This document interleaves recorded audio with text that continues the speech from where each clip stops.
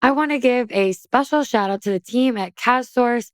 They have made my dreams come true for this podcast, and they can make yours as well. If you have any aspirations of hosting your own podcast, talk to my guy, Eric. You can find him on Twitter at Eric_Kaz, Kaz. He is all about giving people a platform and letting their voice be heard. So reach out and you won't regret it.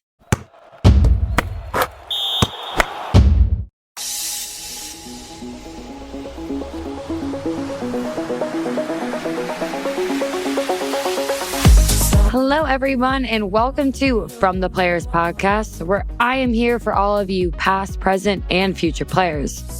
This is a place where we keep it real and hear from athletes on who they are beneath the jersey and off the field.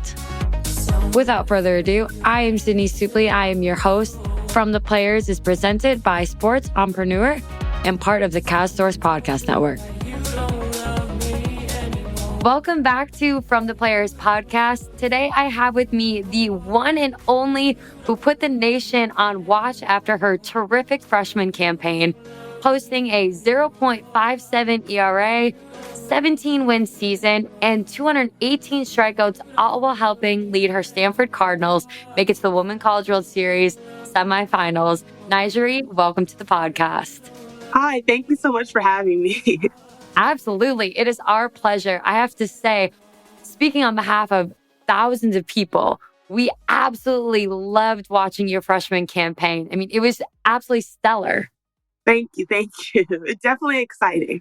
Oh, I can imagine. And I'm curious now that you're a few months out of season and it's been the summer, like, has it really sunk into you like, wow, I just did that in my first year? A little bit, yeah. So my dad likes to rewatch all of the games. That's what he does in his spare time. So I don't know, playing the game is one thing, but then watching it on TV is a totally different thing. Because then I don't know, you get to see yourself play. And of course, we watch film and everything, but just seeing it on ESPN and everything, I don't know, just looking at it and thinking, oh, I actually played there.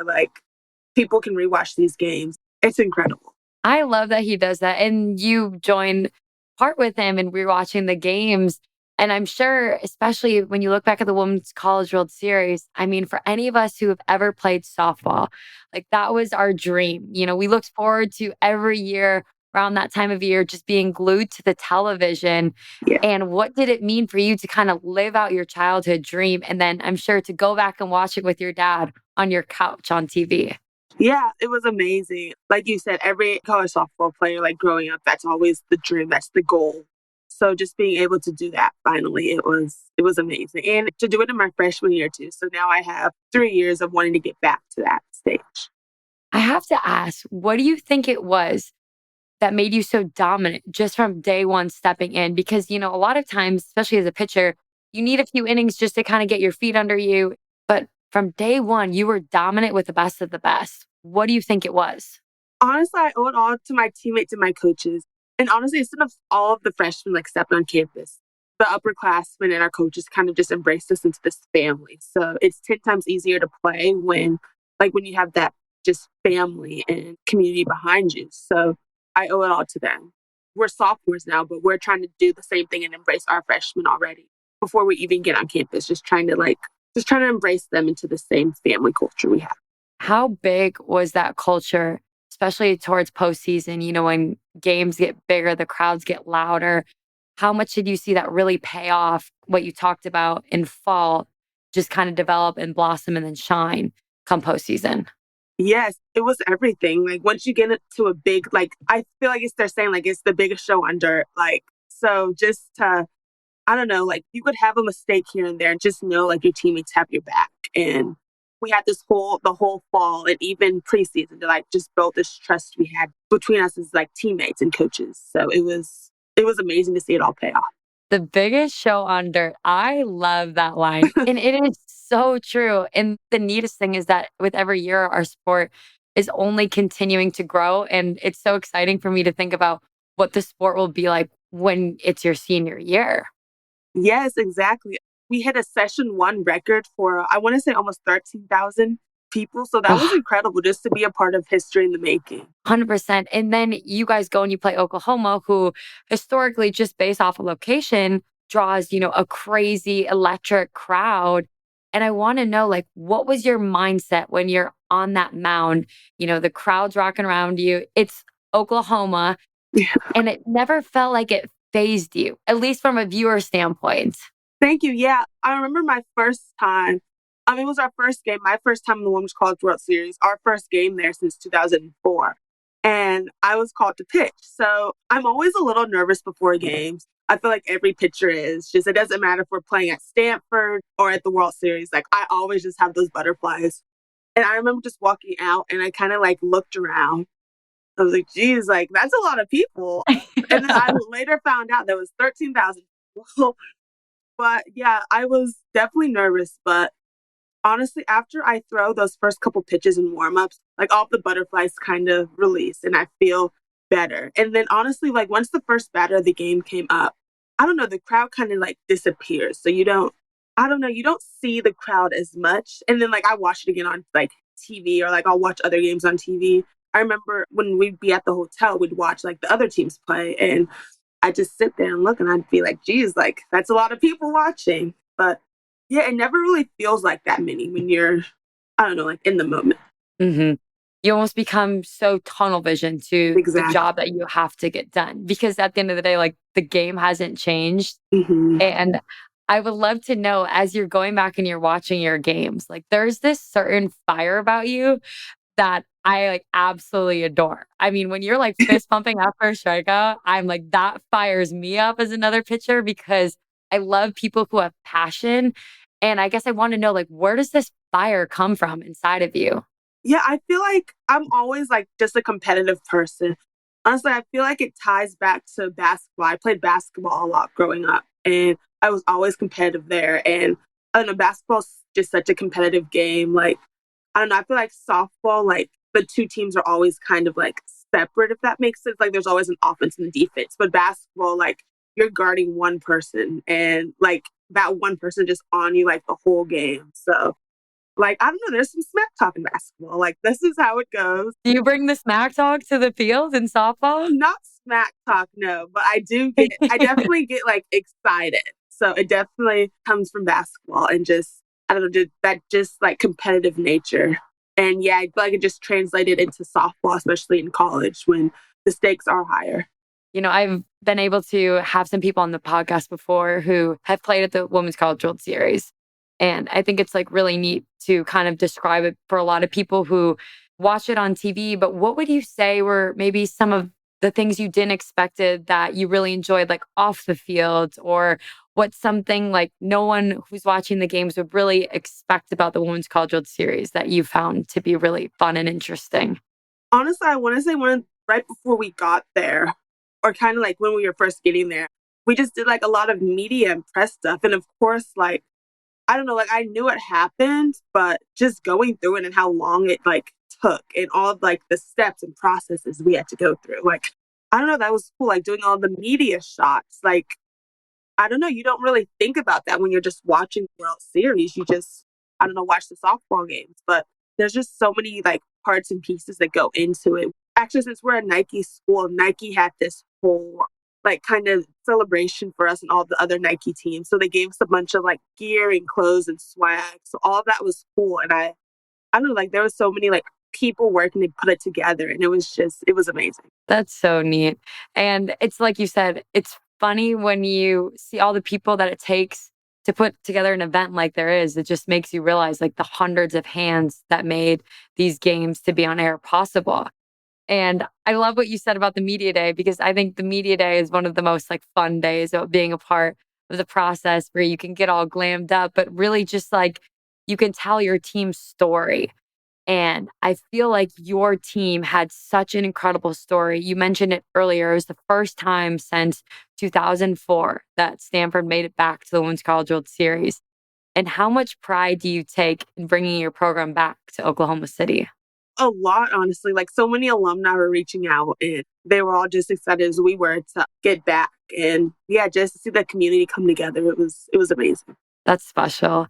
And I know I mentioned it to you earlier. being a player at Northwestern, I feel like the only other school that really feels like really understands what we go through is Stanford. Mhm. So, we're constantly like watching you guys, supporting you because I feel like nobody really understands kind of that grind where we're trying to be the best on the field, but we're also trying to be the best in the classroom. Yes. And that's something like we are just really, proud of. And kind of what was your experience that like in your first year, balancing the classroom, balancing the field? Like it can be a lot at times too. Yes, it can be. And I feel like that's not talked about enough also. But coming in, it was definitely like a challenge. I feel like all college freshmen, there's kind of this like transition period just where you're getting used to like weights almost every morning, then class, and then practice after school. And then, yeah, just the academics of Northwestern and Stanford. That I feel like that's definitely like just another step. But I don't know, eventually, once you kind of get your footing and like figure out, okay, like this is how things go, I feel like it definitely gets easier as time goes. And again, I credit that to our upperclassmen. They just really helped us get situated and everything. So we're definitely trying to do that to the freshmen coming Well, your freshmen coming in are very lucky to have you in. guys and can be able to continue that. But would you say that there was a defining moment kind of in your first year that maybe was like a really important lesson that you learned, or just like even a moment where you're like, hey, like I belong here. Like this is where I'm supposed to be? Honestly, I want to say when I think it was one of our first couple of tournaments, we played at Georgia. And I remember AB pitched the first game, pitched amazingly. And we played 2 games against Georgia, and I pitched the second game. And that was like the first ranked team I would pitch against. And like Georgia's just this powerhouse on like offensively. So just going in, I remember, okay, like if I belong here, like this is the game that's going to tell me. Like Georgia has all this power offensively. Like they're an amazing team through and through. So I just remember thinking, like, if you belong here, like this will be the game to tell you. So Well, what happened in the game? I need to know. How did the game go? yeah, we ended up winning. I want to say we won 1 or 2-0. So it was a really Okay. close game. And actually, I remember my first batter against them. I hit her in the hand, and that started off the game. But With how hard you throw, I can yeah, only imagine the pain. yeah. After that, definitely some jitters there. They all started to kind of work themselves out, and then yeah, we ended up winning. And I feel like after that game, I knew I belonged. And you do belong. Absolutely. Do you have any advice for maybe a player who is searching for that feeling like you kind of were in that game? Like, do I belong here? What advice can you give them to, be able to navigate the butterflies you talked about earlier or the jitters, or really just give them confidence to say that, hey, go out there like you do belong even before you know you belong? Yeah, honestly, just keep working on it and keep pushing. Like I think back on it, like even if that game wouldn't have gone the way I wanted it to go, I still could have had like the season I had. So definitely just learning like one game doesn't define you at all. And I feel like everyone thinks like I don't know, some people think that one player has it all together or one player's like perfect and has nothing else to work on. But in reality, like we're all trying to get better. There's always something to improve on. Like there's always something to get better at. And just keep chipping away. hmm I love that mindset that one game doesn't define you, because I think, especially as pitchers, you can break it up to so much of like that batter, that pitch. Maybe you Yeah. give up a home run, and it's like the second you try to let it define you is when you already lose. And it's just like always having to have that like short mentality, that short mindset. Is that something you've always had, or is that something you've had to develop over time? Something I've had to develop and something honestly I'm still working on. I look back on like certain games, certain batters and think I don't just think I should have done something differently. But in reality, like I just said, like nothing, not one pitch defines who you are. I can tell that you are so hungry for so much more. Even after, you accomplished more in one season that most people do in their careers, which is incredible. So Thank I'm you. kind of curious, of course, like you deserve all your flowers. And moving forward, like with that, I hear that hungerness in your voice. Like, what are some of your next goals? Like, what are you focusing on this off season for next season? Yeah, just to get better. Honestly, like, I don't know, my first year, like, I was a little homesick, I'm not gonna lie. But now, like, I can't wait to get back. I can't wait to start practicing again. I want season to be here already. Oh, I'm tired. Yeah, I'm tired of the break. but I'm definitely ready for February or March to come back so we can start playing again. That's awesome. And you mentioned earlier that I kind of wanted to talk more about is it seems like you have a very special relationship with your dad and being back home with him right now, like kind of how has that really played a big impact in your softball career? A lot, actually. He was my first catcher, actually. He actually still Wow. catches me to this day. So I'm going to pitch a little bit later Wow. on. I am impressed. He still stays back there. Yes, he's still no mask, no gear whatsoever. Wow. Sometimes he's in like his sandals. So Oh my goodness. we'll see. He's With your rise ball? Like that guy's got to get a mask. Oh, poor dad. Come on. yeah. He said it's easier to catch me now sometimes just because like I have a little more control than I did when I was younger. So he can kind of gauge where the ball will be. Wow. So he's been your catcher throughout your entire career. Hmm. And how has he been your rock through, all the highs and lows that this game can really bring on? Yeah, honestly, like I wouldn't be here without him or my mom, honestly. Like just taking me to travel ball tournaments left and right to get seen by the Stanford coaches. I remember my dad didn't have a Father's Day at home until literally like a Father's Day, and his birthday is in July. So he didn't have a Father's Day or a birthday not at the ballpark in so long just because I don't know, you know how it is. Like it's just traveling, traveling, traveling. And I don't know, like they made so many sacrifices for me. And I'm so appreciative. Yeah. It really takes a village, especially with what we do and the amount of travel ball tournaments, we all played in to get seen and to get to the next level. But I also feel like you look at those moments now and it's like those long drives in the car are really times you were able to bond with your parents that Hmm. maybe if you, I don't want to say had a normal childhood, but had a childhood without athletics, maybe you're off with friends and they're at work, but because you both are in a car for how many hours going to a tournament, like you're spending so much time together than you might not have. Exactly. Yes. And then I spend like with pitching and hitting too, like I spend so much time with my dad just training every day that yeah, I think like I don't know what I do at this time. Like if I wasn't just, I don't know, getting ready for the next season. Yeah. We're all like, softball's our life. What else is there? Yeah. I would love to know what the moment was like and the words exchanged between your parents and you after you found out that you punched your ticket to the Women's College World Series. Yeah. So my dad actually went at super regionals. My dad went to do that actually.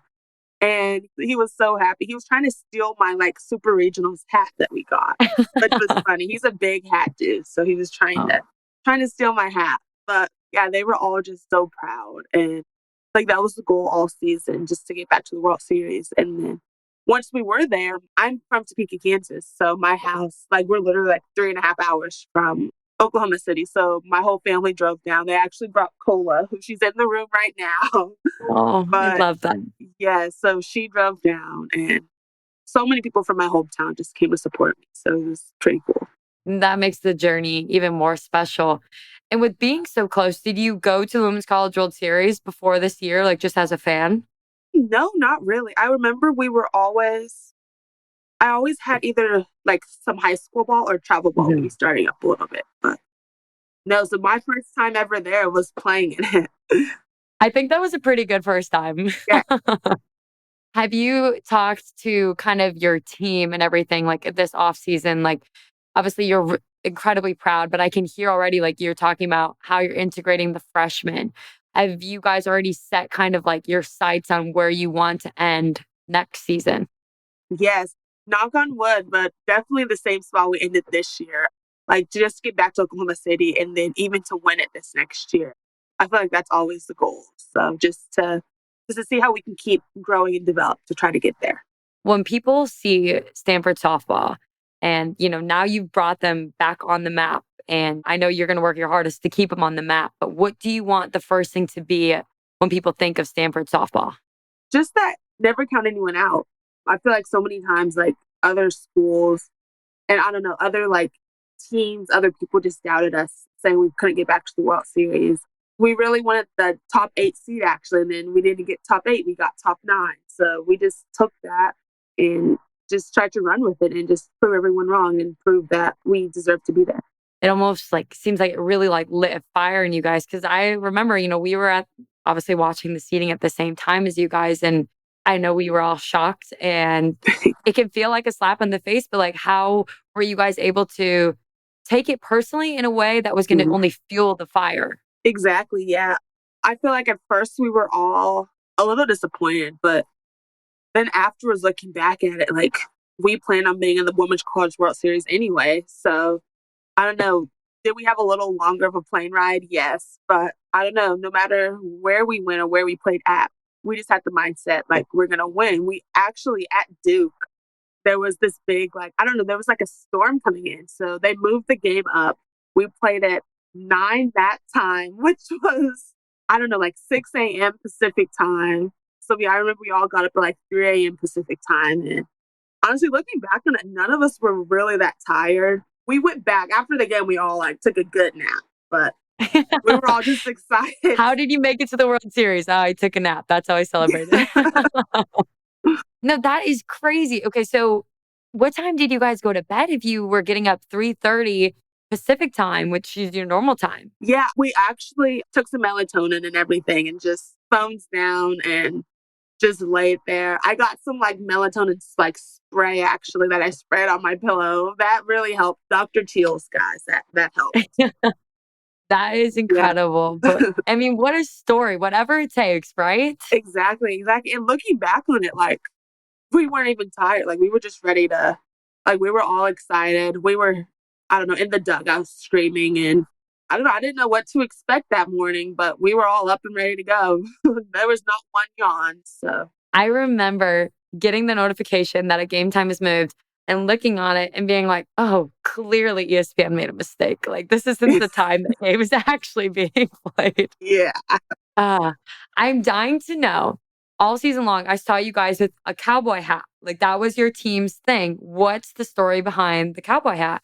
Yes, the Ushka hats. So I want to say it was before I got in. So 2 years ago, the team just needed something to get, I don't know, like their momentum going again. And it was the pink cowboy hat. So they carried those on. And yeah, they're just kind of our like rally caps, our pink cowboy hats. So whenever we need like a rally going or we feel like a rally's getting going, we just throw on those hats.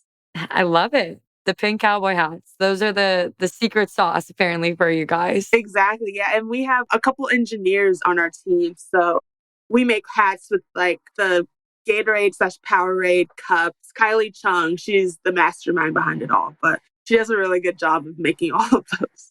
Let me say, I just love it's like such a flex, like, oh, the few engineers on our team. Yeah. Like that is Stanford softball at its finest. And like I love that. Yes. I don't know how they pull it off, but they do. And that's what makes it even more impressive. Yes. But I'm curious, so you are also a part of Team USA. Have you guys been playing this summer? Do you have any upcoming trips? And like what does that mean for you too to wear Team USA across your chest? Yeah. So we're flying out next week actually to go to Japan. And we'll play in 3 different cities there, and we'll play, yeah, the Japan national team 3 different times in like 3 different cities. So that'll be cool. I just got a huge box in today that I've kind of started going through. So it's just huge. It's filled with like all of our gear, clothes. I was bragging to my brother about the new shoes I got, but Do you have the box near? yeah, it's just over here. Do you want me to grab I feel it? like we need to see it. We need to Yeah, see a few yeah. items. Okay, let me see. Oh, Like, stay tuned, all everyone. I'll be dropping the actual videos. So don't worry, you will be able to see this. I know you're only going to hear about the shoes from our vocal side, but you'll be able to see them. I promise. okay. So here are a couple things. We got these shoes, which are pretty nice. Wow, very neat. Yes. A couple visors, hats. Love a good visor. All that Team USA gear. I love it. Yes. Nice book bag. Oh, that says USA Yes. softball right across the front. Another Nike. And there's some clothes in here. And then yeah, the uniforms, which are cool. But Wow, that is beautiful. yes. Yes. Like So when you put on that jersey, look at that. You have your last name on a Team USA jersey. Like, yes. I feel like that's like such a pinch me moment. Yes, exactly. Like this has been a dream. Like I'm playing for like Team USA. Like it's incredible. I haven't even looked. This is my first time looking at it. It just came in. I just opened it. And Oh, yeah, like it's a dream come true. thank you for sharing that with Oh, us. no Like this problem. moment, the first time. I love it. Yes. What is it like playing with players that you play just across the season, the best of the best from different colleges? Yeah, it's amazing. Like there's so many amazing players from different parts of the country. So I'm excited to play with them and yeah, to go to Japan. We'll be spending a lot of time together to just get to know like different teams, how different teams do things and get to know different players. That's awesome. Well, I cannot wait to follow you in Japan. That will be so, so neat. But before we go, the last thing I want to talk about is who is NiJaree off the fields? Like, what are your hobbies? What do you love to do? Yes. Honestly, so I don't know if this counts or not, but I love just giving back. And I don't know, like the game of softball is giving me so much. So I love to do, like, I do pitching lessons here. And I actually just hosted my first camp by myself. Amazing. Thank you. It sold out in like 4 days, which is Oh, cool. But yeah, just giving back any way I can. It's like the game of softball is giving me so much. Like I'm going to Japan to play softball. Like it's giving me so much. And this is literally I feel like the minimum I can do to just kind of give back to the softball world. is that kind of what you plan to do moving forward? I know you just hosted a camp.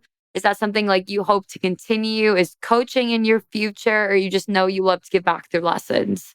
I think so. Honestly, I'm not going to lie. I change career paths, I feel like every day now. So nothing's ever set in stone, but I definitely love giving lessons and giving back. I've been giving like lessons for about 2 years now. So it just, I don't know, it's something I love. And I don't know, I feel like the girls love me too. I've had some girls for like 2 years since I've started. So just to be able to keep giving back. And I don't know, their parents will always text me, hey, so and so did really good today. Like, thanks so much. And just things like that that makes me love it. That's got to be the most rewarding feeling at being a pitching coach or somebody, and then to hear that they had success in the game. Exactly. Yes. Especially starting out. Like, I don't know. I know how to pitch a ball, but I don't know. It's something different to like teach someone how to pitch a ball. So I don't know. Honestly, starting out, I didn't know if I'd be any good at it or not. But my girls they've been pretty successful. So I think I'm pretty decent. Oh, I'm sure they absolutely love you. And you're right, it is so different to actually teach something that you kind of just naturally do a lot of the time. But that has probably only elevated your game because you're probably now more aware of what you do by actually having to explain it and teach somebody else. Exactly. Yes. I don't know. I'll say stuff to my pitching coach that, well, I'll say stuff to a girl that like my pitching coach says to me. And then it's like, oh, like that's what she's talking about. Like, don't do that. So yeah, it's definitely made me a better pitcher overall. So yes, I help these girls, but they're helping me just the same. For anyone listening who might not be in Kansas and can't come to your camps, but would love advice from you, what is one thing like you tell your girls that you work with that you could tell people listening to on this podcast, younger pitchers? Yes, honestly, just work. Just start with your like basic mechanics and then build up from there. I don't know, you hear of so many girls like learning a fastball and a changeup and then like just going to like a rise ball or a drop ball after that. Or I don't know, just like they won't have like sound mechanics, but they want to learn like a different pitch. So I just say like really make sure your foundations are solid before you kind of like jump into learning something more advanced. Just because it takes I don't know, like it takes a while to just develop those other things. And it can take I don't know, it takes a while just to be like, to one, have your mechanics right, and two, to be like in the right mental space to learn something different. I remember when I first started learning my rise ball, I don't know, like I had good mechanics, but still, it took me so long. I remember I wanted to quit it for a second because it took me forever. Well, thank goodness you did not quit that. Yes, yes. I owe that to my pitching coach because I turned to her one day and I was like, "Can I just learn to drop ball at this point? Like I'm just sick of this." But yeah, I feel like if you just stick to it and just keep chipping away, it gets better. That is, I think, so key, especially when you're younger. It's like everyone loves to see how many pitches they can learn. Exactly. But if you can just really master, like you said, a fastball, a changeup right away, Mhm. that can keep you dominant in the game for honestly a really good amount of time Yes. as a younger player. And then when you're more developed, you're stronger. That's when you can add in, those components of the rise ball and the drop ball and the curve and all of that. So I could not agree more. And I'm so excited for kind of this space. And you've become such an ambassador for our sport. Like, Thank you. yes, absolutely. How do you want to leave the game better than you found it throughout your next 3 years, three and beyond? Yes.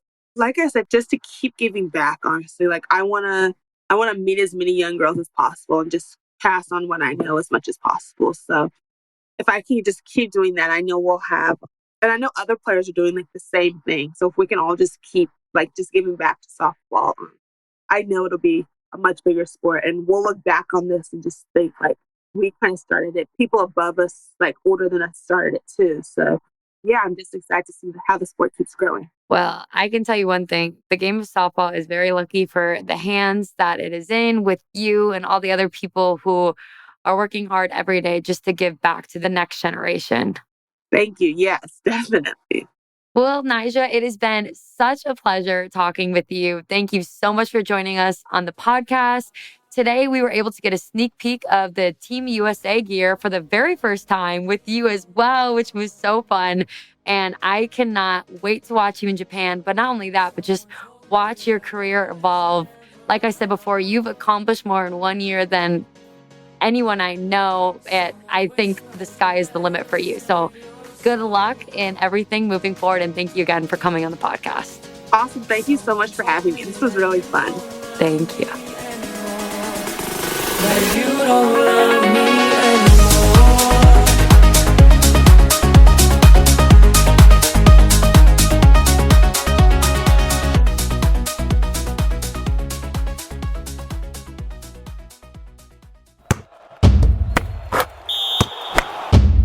In case you haven't noticed, we love podcasts. In fact, we love building podcasts, everything from development to production. Because of all that, we're building a one-of-a-kind podcast network.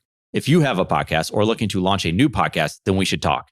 You can message me on Twitter at Eric_Kaz or hit us up any way that works for you. Let's talk about your podcast joining this one-of-a-kind podcast network.